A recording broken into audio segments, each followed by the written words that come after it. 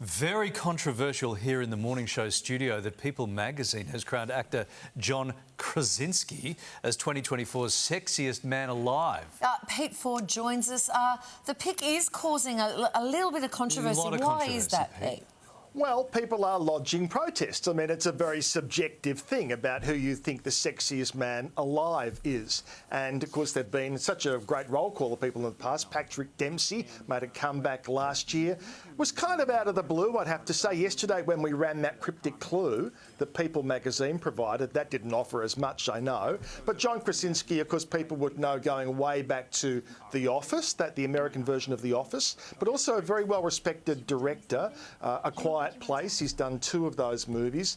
But is he the sexiest man alive? I always think it all depends on who's got the busiest PR agent, who's out there lobbying for them. There's no revelation as to what the criteria or the judging panel is to kind of come up with the final winner. Anyway, I'm willing to accept it as it is. I know you're not happy, Kylie, but John Krasinski himself is embracing this moment as you would expect him to. So he's funny and he's charming. What's not to like, Kylie? Oh, no, I think he's a very nice guy, it just came out of the blue. Of course, he's married to Emily Blunt, that very famous actress who we all know as well. So, yeah, there she is there.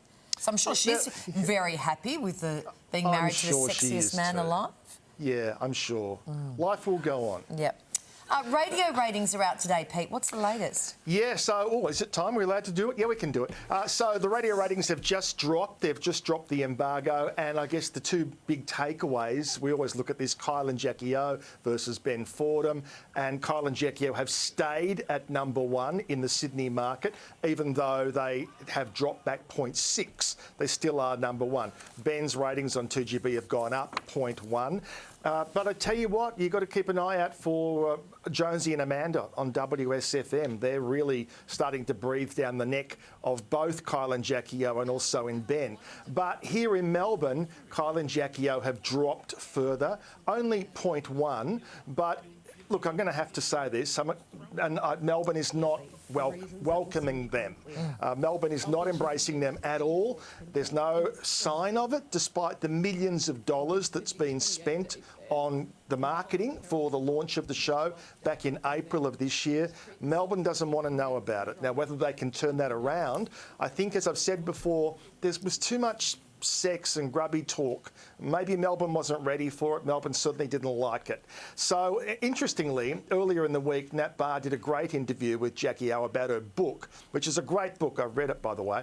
And in it, this didn't go to air, but Nat talked to her about breaking into the Melbourne market. Now, Kyle has said on record, we will be #1 by the end of this year. Well, that's clearly not going to happen. I think Jackie O is far more pragmatic and realistic about this. Here's what she told Nat Barr. I always knew that Melbourne was going to be a slow process because in Sydney we went from Today FM, where we already had our audience, and then we flipped over to KISS and everyone came all at once. It's probably going to take a few years. When we first started, it was pretty smutty, and I think that turned a lot of people off.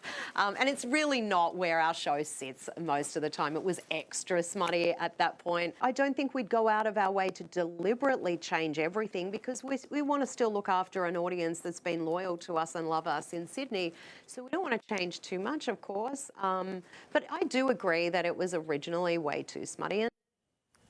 And Jason Lauren, who were the radio duo who were basically turfed to make way for Kylie and Jackie O, clear #1 in the FM market. In the AM market, it's obviously 3AW, but interesting times in radio. OK. Hey, Pete, the Prince and Princess of Wales have shared some festive news. Yes, so this is happening together at Christmas, which has become the Princess of Wales kind of annual carol service now. It's on again, full steam ahead. Great timing, of course, as we've seen this kind of gradual progression of the princess back into public life. You see this printing press here. That's not just a generic thing we've dragged out of the library. This is what they actually put out themselves to kind of hype up the event that it's happening again at Westminster Abbey, and will be showing here closer to Christmas too. So she really is now back in business, that's for sure. Good on you, Pete. Lots about. We'll be back to you again shortly. That was news literally hot off the press. Yeah.